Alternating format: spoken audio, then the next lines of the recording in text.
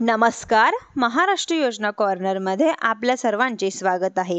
आजच्या व्हिडिओच्या माध्यमातून आपण बघणार आहोत की जी राज्य सरकारने मागच्या वर्षी म्हणजेच की ₹1 पीक विमा योजना बंद पडली होई, तरी हा घोटाळा आणि घोटाळ्याचा प्रकार काही बंद पडेना झालाय. म्हणजेच की पुन्हा एकदा पीक विमा योजनेतील घोटाळा म्हणजेच की आणण्यात आलेला आहे किंवा संदर्भातील काही आरोप करण्यात आलेले आहे. यांच्यावरती SMSIT ची चौकशी लावण्यात आलेली आहे. मग चौकशीमध्ये एक समिती गठीत करण्यात आलेली आहे की पीक विम्याचे योजनेच्या संदर्भातील अधिकाऱ्यांच्या माध्यमातून सांगितण्यात आलेले, मंत्री महोदयच्या माध्यमातून सांगितण्यात आलेले व विरोधकांच्या माध्यमातून सांगितण्यात आलेले एकंदरीत सर्व वक्तव्य सर्व जर पाहिली तर किंवा शेतकऱ्यांच्या म्हणजेच की आमच्यासारखे काही 2-4 मुलं ज्यांना आहे त्या योजनेबद्दल माहिती जी निवड अलिबागून आलेले म्हणजेच की अशा प्रकारच्या एक मनात संशय निर्माण होतो की एक जाणीव होतं तर खरंच कुठून तरी आलेलं आहे. म्हणजेच की एकंदरीत आपण जर पाहिलं तर सरकारच्या माध्यमातून सांगितलं जात आहे की पीक विमा कंपन्यांच्या माध्यमातून 10,000 कोटी रुपये कमावले म्हणून आम्ही पीक विमा कंपन्यांचा फायदा होतो म्हणून योजना बंद केली. 2-3 वर्षापूर्वी आपण जर स्टेटमेंट पाहिली तर असं सांगितलं जातं होतं की पीक विमा कंपन्या घोटाळा करताय, पीक विमा कंपन्या कमवताय, पीक विमा कंपनीच्या खिशात पैसा जातोय, शेतकऱ्यांना मिळत नाही. या योजनेचे बदल जे काही आहे बोंबाबोंब करून आलेले योजना बदल केलेली आहे. तर बीड पॅटर्ननुसार हा 2020 मध्ये महाराष्ट्रामध्ये राबून पूर्ण शेतकऱ्यांच्या या योजनेची वाट बघत लावलेली आहे.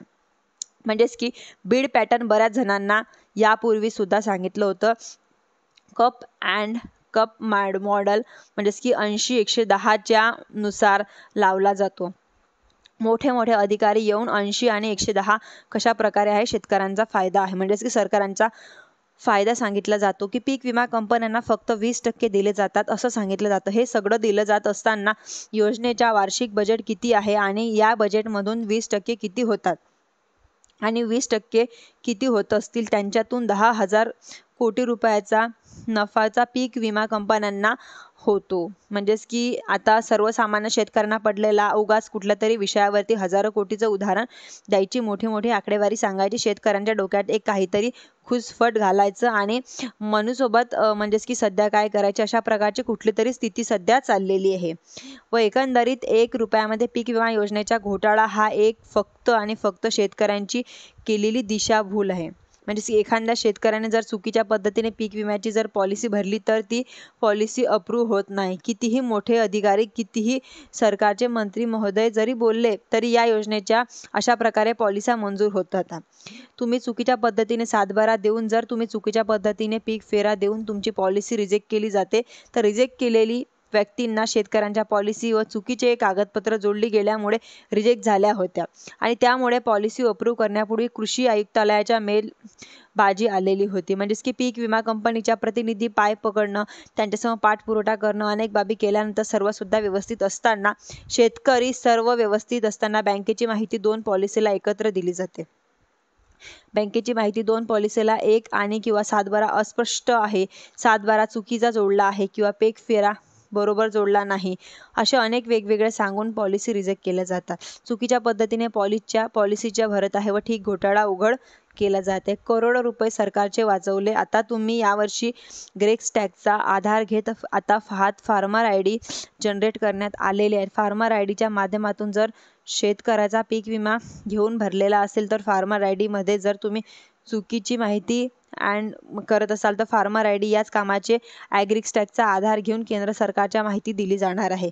राज्य सरकारच्या योजना राबवल्या जाणार आहे. करत असताना सुद्धा जर त्यांच्यावरती विश्वास नसेल तर एकंदरीत आपण जो एक बनाव करण्यात आलेला आहे की फक्त आणि फक्त ₹1 पीक विमा योजना बंद करण्यात आलेला आहे. म्हणजेच की आता पीक विमा कंपन्यांना 10,000 कोटीचा नफा कसा झाला आहे, तो नफा कोटी होतोय. कप कॅप मॉडेलमधून पीक विमा कंपन्यांना 10,000 कोटी रुपयाचा हा ठिकाणी नफा झाले. शेतकऱ्यांना पटेल असं कागदपत्रांपुढे येऊन समजून दाखवा. जर कप अँड कप मॉडेल लावला असेल तर शेतकऱ्यांना वाटेल की पीक विमा आणि त्यांच्यानंतर 20% अंमलबजावणी आणि बाकीचे राहिलेले पैसे सरकारला देणं, सगळ्या प्रक्रिया पार पाडल्यानंतर पीक विमा कंपन्यांना 10,000 कोटी रुपये कुठून शिल्लक राहतात.